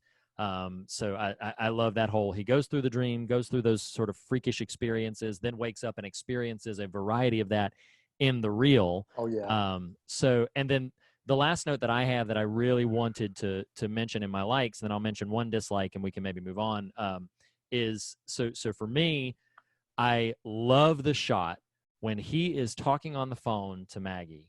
And he's like, yeah, all the digging's done. Like everything's fine. You know, I'm back to normal. And then she says like, okay, I'm going to pick you up in an hour. And you can tell he doesn't want her to. And she's like, I'll pick you up in an hour. When he hangs up the phone, because they showed him getting the jackhammer down in the cement. But then you see, I mean, the house is destroyed. Yes. It's complete, like planks pulled up. Everything is completely They're not getting that demolished. security deposit back. Not today. So so yeah, I love that moment. One thing that I will kind of ding the film down for, and Nathan, I don't know if you would echo this, stir. But something I'll ding the film for is I do think that the central conceit behind the mystery and the subsequent reveal are a bit too predictable and less compelling than the hour and some change buildup that preceded them. You know, I do appreciate some of the tension when you think Tom is threatened by the people who perpetrated this awful thing. But I think when the whole story comes up, for me, I still find it a bit less interesting than so much of the buildup that brought us there. That's one of my major sort of, not a dislike, but I'll ding it, that I feel like the conclusion of everything does not quite pack the punch that the buildup to it does, for me anyway. Did either you or Noel have anything else for likes, dislikes? No, go for it. You got anything? Yeah, you know, I think with this film, as with many horror films, you're going to have the horror tropes that show up. You know, babysitters, cemeteries, dark alleys, creepy basements, the jump scares. I mean, those are all there for that purpose. So those, I didn't feel that those were original, but I don't particularly come to these films for the originality of it. But if I'm going to ding it, I'm going to say there were probably, you know, one too many of those. And, you know, we started talking about jump scares. There were quite a few jump scares in this one. Absolutely. And, you know, and maybe one or two overdone. But you want tropes, Noel. You got your magical African American right in the middle. I was like, goodness gracious. This is like absolutely. Dick Halloran showing up here. Yeah. Yeah. Speaking of the Shining connections. Well, it's funny. Speaking of Shining connections, I actually wrote down that at the end of the film, I felt like the next shot is a high overhead shot of the three of them driving up a mountain road to a hotel where Tom got work once the utility company laid him off. It'll just be for winter though. But I do want to throw out, it sounds like I'm beating up the film. One thing I actually love about it, and is a hard turn from what I criticized The Changeling for last week, is that they connected the mystery to Tom's emotional journey. Whereas The Changeling, last week on The Changeling, I made a reference to how in that film, the loss of George C. Scott's family at the top of the movie has no real resonance beyond that. It's almost lip service from there. Whereas I love that, and you know, this could, I don't mean for this moment, but could blow up into a thematic note. I love that he is motivated by his sense of disappointment and purposelessness, and you know, that this, as this mystery starts to reveal itself to him, drives him. It kind of, ignoring even Sixth Sense, has a kind of Unbreakable-esque kind of energy, you know, like just purpose in helping and aiding. So I actually really loved that aspect of it. Yeah. And I did have mentioned, I wasn't going to keep going with them, but I did mention again, I cited Kevin Bacon's acting and everything. His breakdown scene after the digging thing, I think is outstanding. The emotional degrees that he's displaying when he's talking, and he's having this meltdown about how desperate he is to matter. And so yes, I couldn't agree more. They've connected it specifically to this character's journey. It is not simply, though the plot is he kind of got thrust into this thing on his own, it does have resonance for him as a person and for who he's trying to be and who he's despairing of his own sensibilities. And so yeah, I couldn't agree more with that. Yeah, go ahead, Noel. I also really loved the young kid who was cast. Zachary David Koepp. I think he did a fine job. You know, he had a way of talking to the camera and then talking to his parents. But I mean, it felt natural. And you know, kid actors can be natural and authentic. But I think it really worked with this role. Yeah, absolutely. So speaking of that kid, you guys ready to dive into some scares? Let's do it. Do it. Okay, so I do find that whole bit about the kid like talking to the ghost so casually and so frequently looking into the camera, I find that remarkably effective.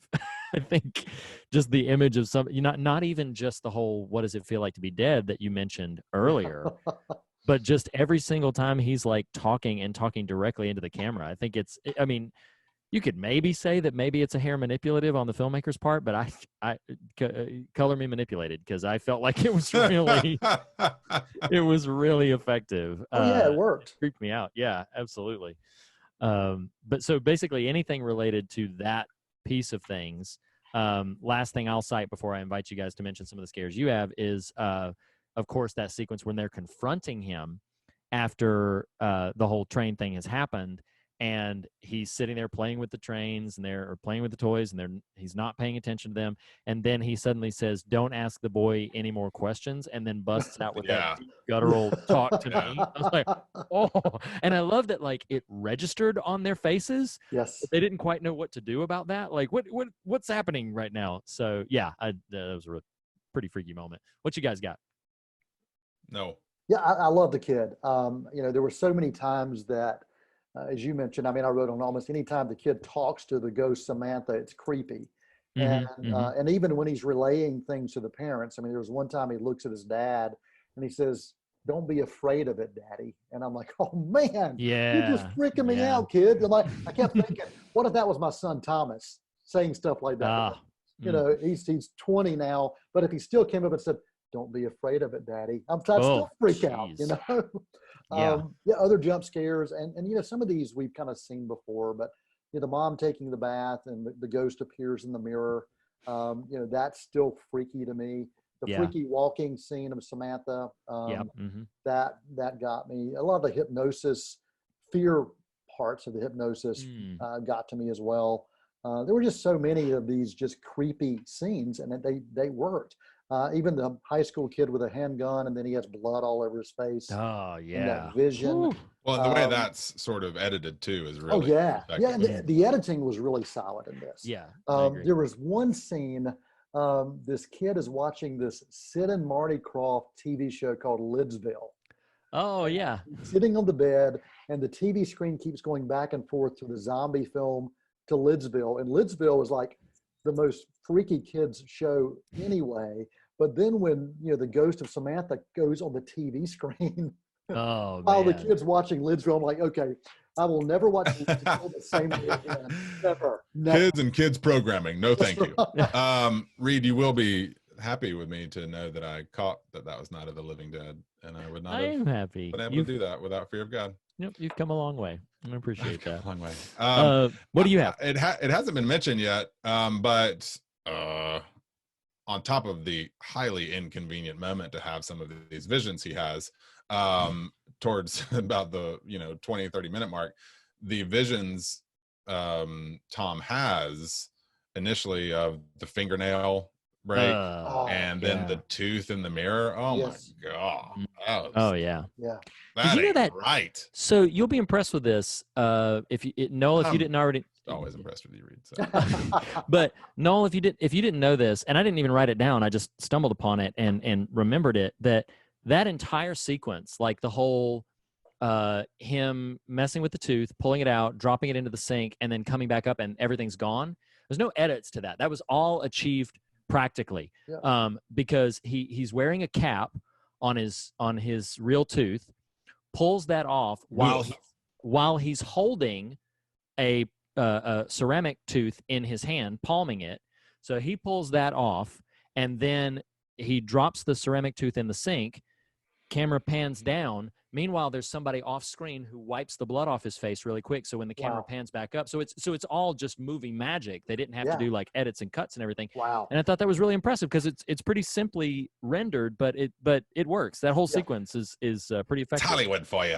Well, and to do that in one take, I mean, like a one shot, that's right. pretty impressive. It really is. No, absolutely. I think the last thing that I had, you're mentioning those visions thing, the first time he goes down and sits on the couch, yes, and leans back and turns over and that gave what's up, girl? that gave me quite a jolt. But what I like about it, and the film does not overplay its hand here, but the film has a couple of moments that I find effective from a humor standpoint, because they have that moment. It's a scare. He looks over on the couch and sees her on the couch. So then he keeps trying to recreate it. And I found it kind of comical that he's sitting down, he like sits down, turns the TV, sits down, and then does this hard pivot over to the left. Nothing. So they, tries it to repeat again. There was another moment after I mentioned his like big meltdown after doing the digging. And then he goes in, pours himself and Maggie glasses of orange juice, passes the orange juice over to her. And then the camera just lingers on him while he's constantly like looking down at it, and looking up at her, like what's going to happen here? And so I feel like the film does that pretty effectively, because neither of those moments felt forced. They genuinely generated some humor without feeling like, oh, you're trying to be silly. It felt natural in the moment. So I really liked that. That was all I had on my scares list. Anybody else have anything that they wanted to mention before we potentially stir into some deeper waters? Yeah, just the scene you were talking about where he first sees Samantha on the couch, and then they, did that. He tried to recreate it. And I love the camera, the way the camera was used in him trying to recreate it, because it would look at him and then it would pan over, look at him and then it would pan over, look at. So that was done with kind of a nod to fun as well. Playing with us a little bit, and you kept as an audience member, you kept thinking, okay, this time he's actually going to see her. It pans over, he's actually going to see her, but he never did. But I love that. I love that. No, I agree. That's really interesting. So Nathan, do you feels to me I'm sensing you got something brewing. What you got? What you want to talk about? Stir that brew. Reminds me of one of my children's preschool songs. So Noel, Reed and I are right now, or the Fear of God via us is right now, this episode is part of a series we've loosely dubbed In the Morning, Mourning. And it's funny you bring up your existential scares earlier. This series was intentionally crafted to reflect and stir, if you will, and I don't mean that jokey, but to ponder and just sort of marinate and meditate on our kind of global moment and how that kind of affects us locally as well, whether that's locally, in a civic standpoint, or locally just in an individual personal standpoint. And so this phase of the series we're in has to do with remnant and things sort of left behind. And we discussed 2 weeks ago on a ghost story, which is a really strong ethereal kind of piece about the connection to geographic place and the disruption therein. And really, Reed, all I'm doing right now is just sort of springboarding us hopefully into maybe some conversation. What's interesting about juxtaposing Stir of Echoes and The Changeling is it made me think about place as status and as position in a society, and disruption associated with that. Like in a ghost story, you've got disruption associated with physical place, right? Right. Connection to and attachment to. And this one, or rather in Changeling with John Russell, his station and status afford him connection and even the ear of Carmichael. In this, Tom's station and status is in upheaval, and what that does and how that propels him, for good or ill. I mean, on a certain level for good, because he's sort of able to save the day, as it were. But, potentially for ill because of the obsessive way it propels him. And so I just kind of wanted to maybe dwell in that a little bit of, the nature of disruption and place. And I think, in my understanding, at least for you, Noel, and to the knowledge I have for you, Reed, and even myself, like, generally speaking, we are sort of economically and just sort of status wise, if you will, surviving in the moment we're in, but plenty of people are not. And kind of what and how upheaval affects and propels us into sometimes obsessive, even if positive, action. You know what I mean? I don't know if that makes any sense.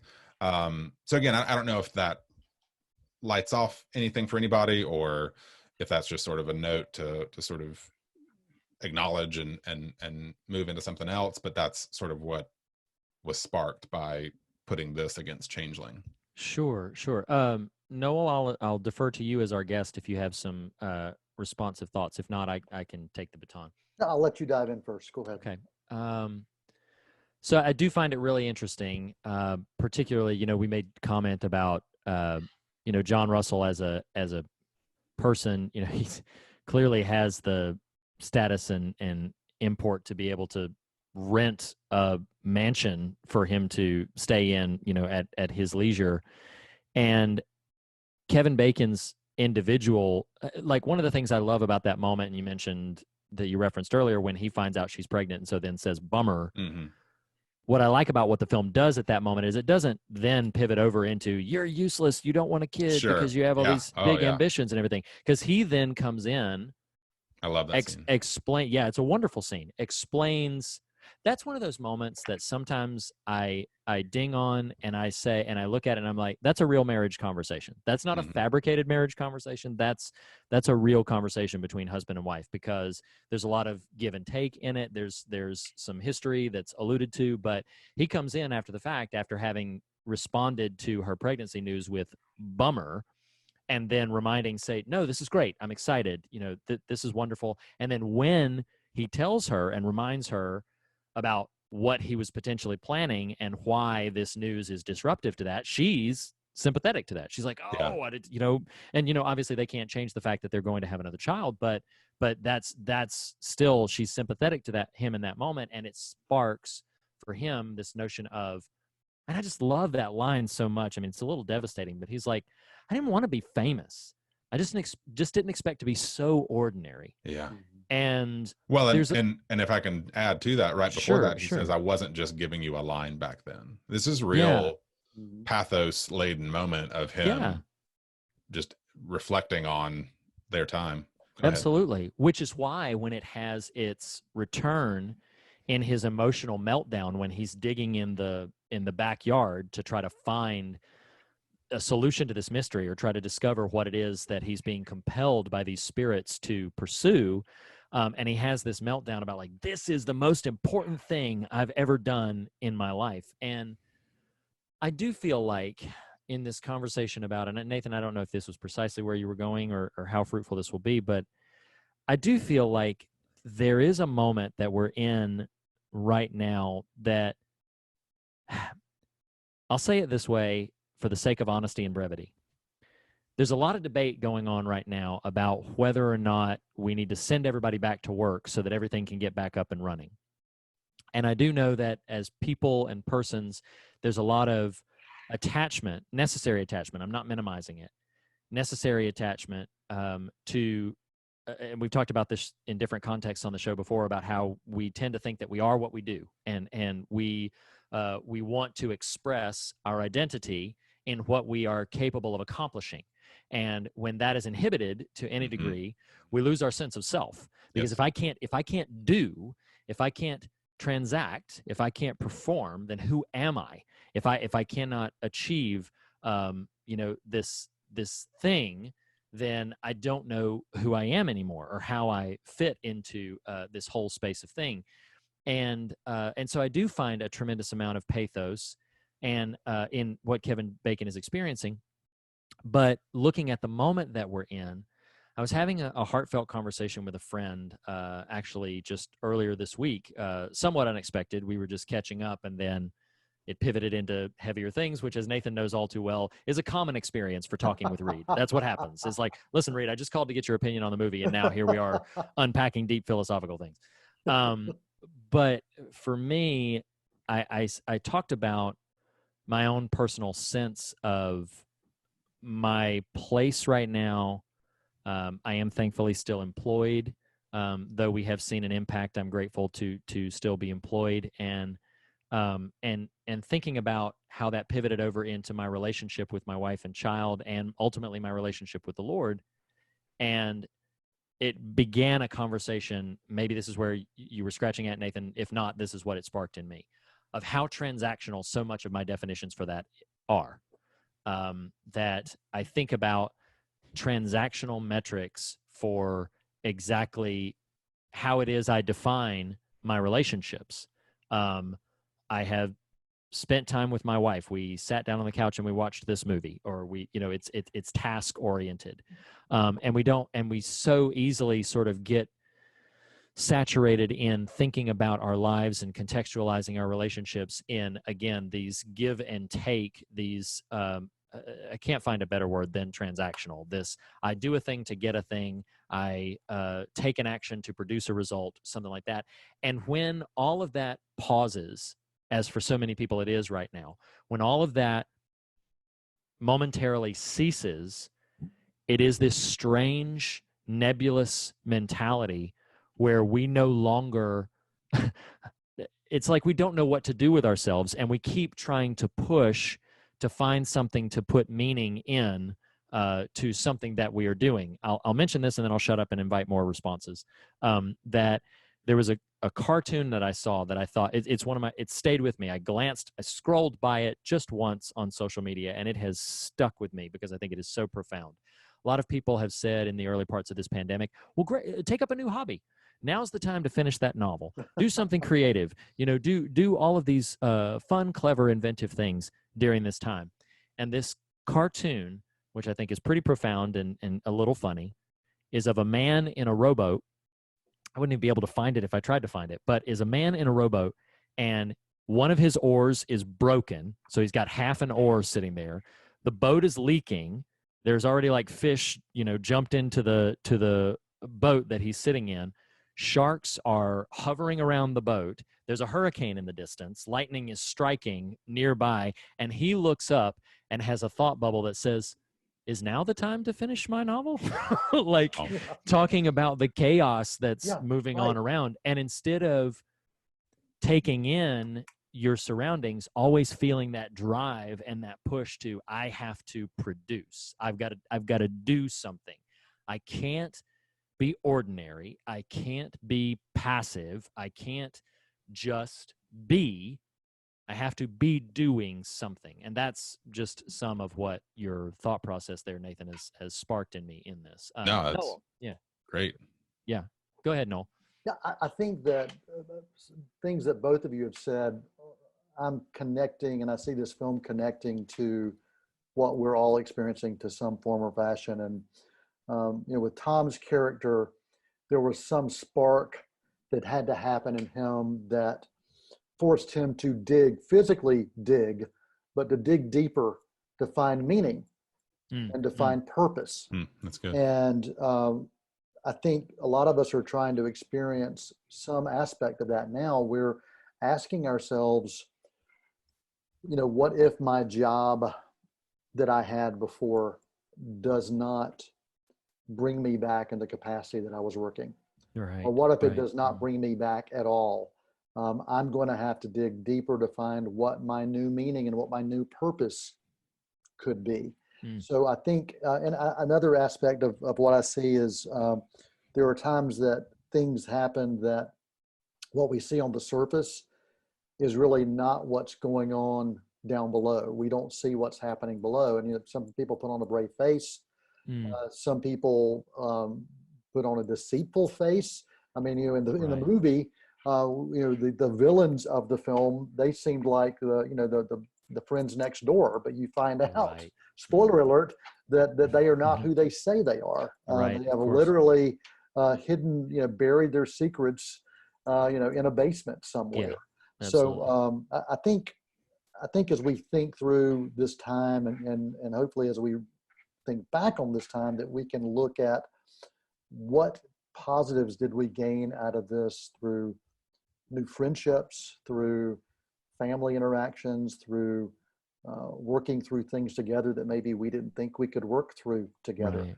Right. Or maybe finding a way to find the answer to something that is eluding us, no matter what that may be. And in the film Stir of Echoes, there was this answer that he didn't even know the question to. So I think during this time, there are a lot of times that we don't even know the right questions to ask. So we can't, how can we find the answers if we don't even know what we're asking? Yeah. Yeah, and this is all stirring. It's interesting to note that kind of in the context of the film, Reed, you alluded to the kind of voice of the air right now. Push, go back in, push, keep the boulder moving, regardless of who it runs over. Yes. And even in the film, you've got Tom.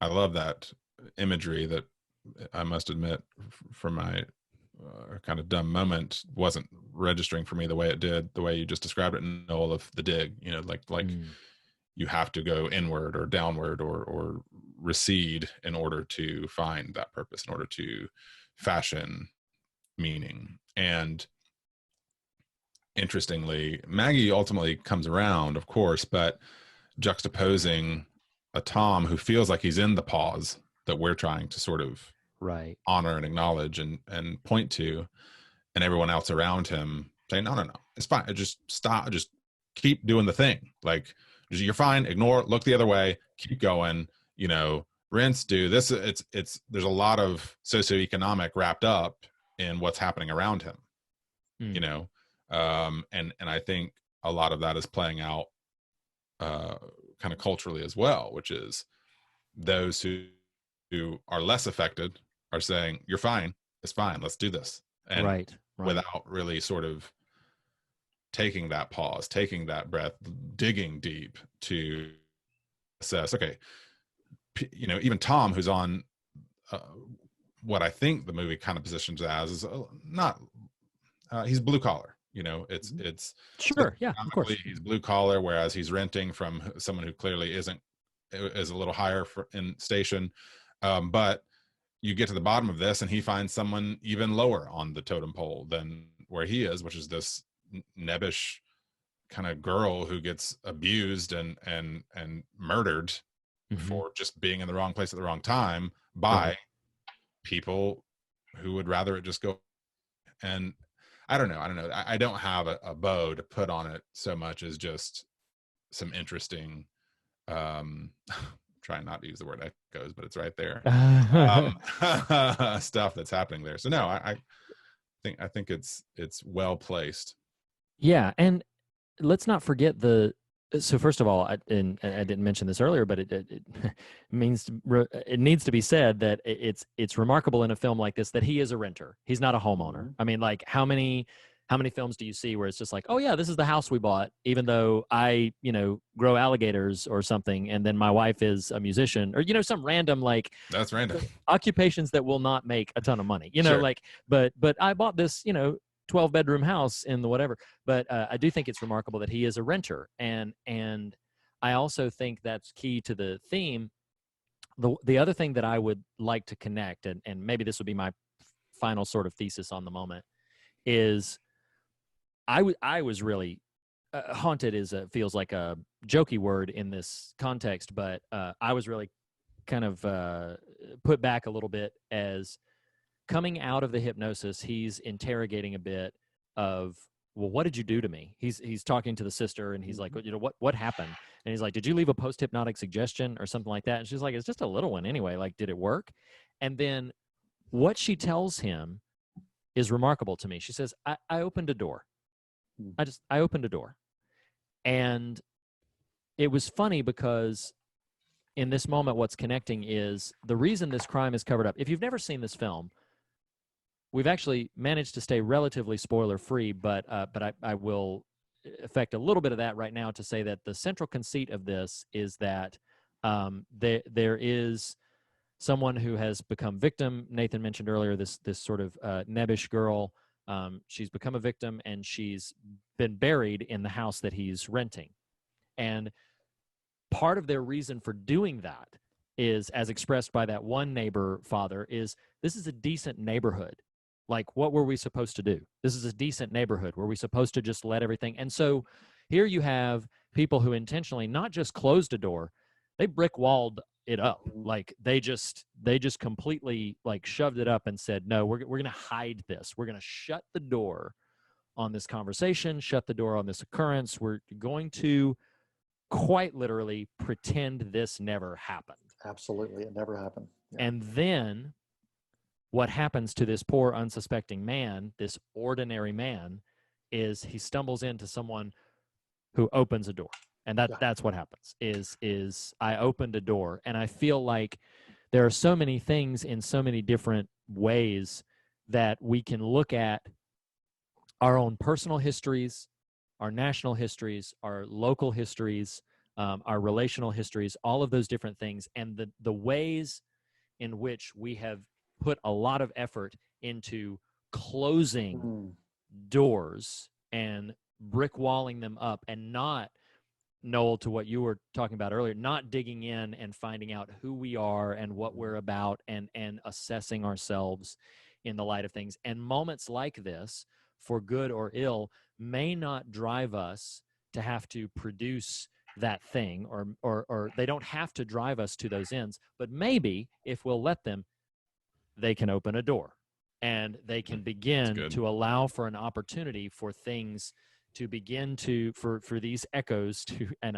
I being intentionally a bit punny, but for these echoes to begin to be stirred up in us again, to make connection. And I love so much, for a number of reasons, the final shot of the film, where they're loading up a van, and Maggie and Tom are moving away, clearly, from this house. There's some trouble in this neighborhood, okay? So they're moving away, and it's not the very final shot of the film, but it's to me, it's kind of the natural final moment of the movie. The movie ends on a kind of a point towards another scare or whatever, but it closes in, the camera closes in on that moving van, and they're walking back and forth, presumably picking up boxes and loading the van. But as they cross, at one point, their arms link. Great. Yeah. But they don't like hug or hold. There's a link, and then there's just a passing. Their arms link, and they kind of like just graze by each other in this really lovely and elegant sort of display of affection. And I thought, man, that's just, all of these things, again, are just kind of culminating. Maybe a door is opened in this season that we have tried very hard for a long time to brick wall it up. And are we going to be able to grasp it? Are we going to be able to, understand now is the moment for me to do that next big thing, or now is the moment for me to redefine myself? Maybe not. But maybe now is a moment to be able to graze by some of those connections that otherwise were fraught and tense. Maybe now is a chance, with this door open, to begin to dig a little bit deeper, see something beyond the ordinary, and find something to hold on tight to in that context. I feel like we're close to maybe winding down, but Noel, as our guest, and because Nathan and I have talked for quite a bit, I don't want to leave this part of the conversation if there was something else that you had on your heart or mind to say. If not, that's fine. But if you have anything else that you'd like to interject, I invite you to do so now before we kind of close things down. Yeah, I appreciate it. I think also we sometimes miss out on the signs. There are plenty of times that Tom was seeing all of these signs and these lights and things that were red that were trying to direct him to something, and he wasn't getting it. And that goes back to what you were talking about. He wasn't quite opened up enough to figure it out. Yeah. And the symbolisms of the color red, that tied to Samantha's jacket, which I didn't think about until later. There was a theme of water, a cleansing, that ran throughout this film.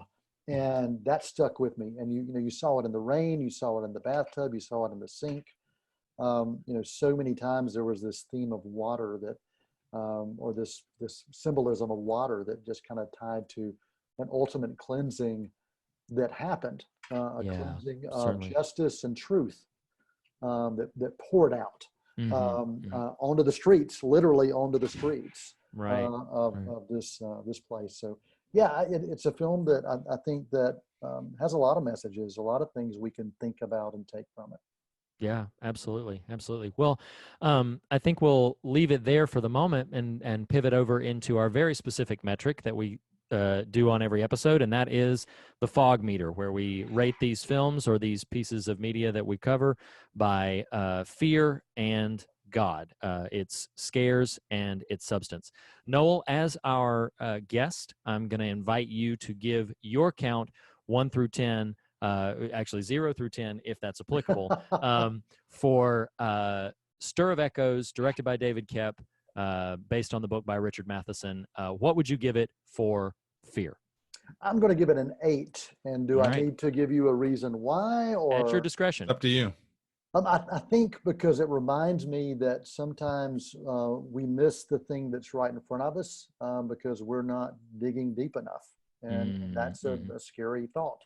Yeah. And we also are sometimes those who seem the most normal and the most kind and compassionate might be just putting on a facade. That you need to get a jackhammer and take it down. Just take it all down. Nathan, what would you give it? I think I'm gonna go for a 6. I think a subsequent may do a little more for my appreciation, but this initial time there were several jump scares which were solid, and like I said, I do think the hypnosis initial sequence and even the subsequent one, the second one, those are strong. I mean, those are really well executed sequences. Overall, as a whole, it didn't leave me kind of in a particular way in terms of scary movie and that sort of thing. So 6, I think, is what I just said. Sure. I'm actually going to split the difference. I'm going to give this movie a 7. I feel like it's got some pretty effective jolt moments. I'm more interested in the story than I am frightened by it, but I do enjoy it quite a bit for that measurement. Now, the God meter or its substance is a little trickier for me to unpack because I think most of what I would give this film unqualified credit for is the things based around the characterization of Tom and the journey he goes through in the film. Its plot, maybe not as much. Its subsequent supporting characters, also maybe not as much. But for what Tom goes through and for who he is as a character in general, I think I'm going to give this film a 6 on the God meter. Nathan, what about for you? I love when I have to just think about them and figure out exactly how whatever to be. Yeah, I think to me the standout elements are more a strong performance and a couple well executed production design elements. I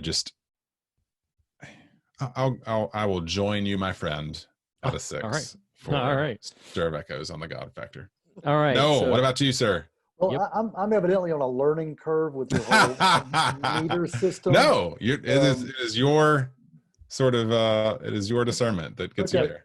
Well, I'm going to give it a 9. Do it. And the reason I'm giving it as a 9 is because I believe that truth will always find a way to be uncovered. Sometimes even in the most unexpected ways, and justice will prevail in time. Maybe not our time, but in the right time. So that's the 9 on the God meter for me.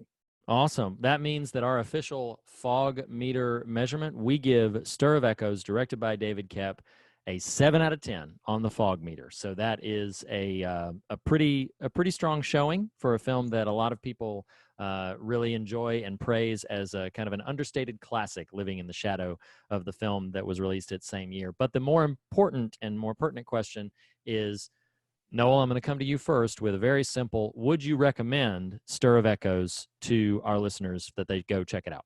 Oh, absolutely. I would recommend it, but I would say that probably the biggest lesson learned for me is never to get hypnotized by someone who is unlicensed. That is probably the biggest lesson that I learned from this movie. It's probably a good takeaway. Fair enough. Nathan, would you recommend Stir of Echoes? I think so. Bacon's performance is great and kind of worth the viewing alone. I think for me personally, the weight of 20 years and having it be in my knowledge and radar and conversation for that 20 years kind of worked against it in the viewing. So maybe it's a recommendation for me to give it another try, and without some of that pressure attached to it. But yeah, I'd say definitely, I'm going to juxtapose this with my Changeling, which was very half-hearted. With this one, I would say, hey, if you're just looking for something to watch, this is worth your time. So not just for the horror fan, but for the casual movie fan as well. It's worth that time. No, absolutely. I'm going to echo some recommendations. I didn't even mean to do it that time. I'm going to echo the recommendations that, yes, I couldn't agree more. Kevin Bacon's performance is galvanizing, almost worth the watching of the film on its own merits. But I do think it's an effective little thriller. I think it is worth your time. And I haven't said this for it, something that I say very, very often, but I do think it's accessible. So if you're looking for something that's not too graphic, do be warned. There is an implied moment, and I say implied, it actually happens in the film, but an implied moment of sexual assault. But I feel like it's not exploitatively filmed. It's done in such a way that's harrowing, but not in a way that would be terribly upsetting as certain other versions that we've seen. So it's a pretty accessible film, and I think it's an effective thriller, and I think it's easy to recommend. So yes, there you have it. There is our conversation about Stir of Echoes. And Noel, thank you so very much. Thank you, friend. For having us on your show again. Thank you for coming and officially joining the Fear of God family. We really, really appreciate it. This has been a fun conversation. Hope you've enjoyed yourself. Oh, this was awesome. Thank you guys so much for the time, and I appreciate it very much. Absolutely. Absolutely. We'll have to do this again. So listeners, next week we are going to be rounding the corner, not quite closing the series down yet, but we're going to be rounding the corner. You're going to need to check out episodes 7 and 8 of HBO's TV series, The Leftovers, season 1, episodes 7 and 8 of season 1 of The Leftovers. And also check out the only film that I know of in this category, the only Persian horror film that I'm aware of. It's available as of this recording on Netflix. Check out Under the Shadow. Be warned, it's scary. So just be ready for that. And then in the meanwhile, a big thank you again to Noel. As always, Nathan, a very big thank you to you for having this conversation with me. And as we say on every episode, the fear of God is the beginning of wisdom, but not the end of the conversation. And in that spirit, we invite you to fear nothing else and be on your way rejoicing. We'll see you next time. See you next week, guys. Noel, thank you. Thank you.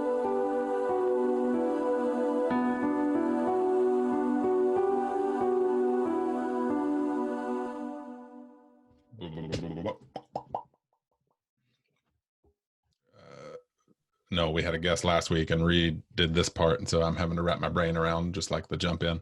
Okay, I can do it if it helps. No, it's no. I got it. I'm an adult. I can handle it. Really? Can you make choices?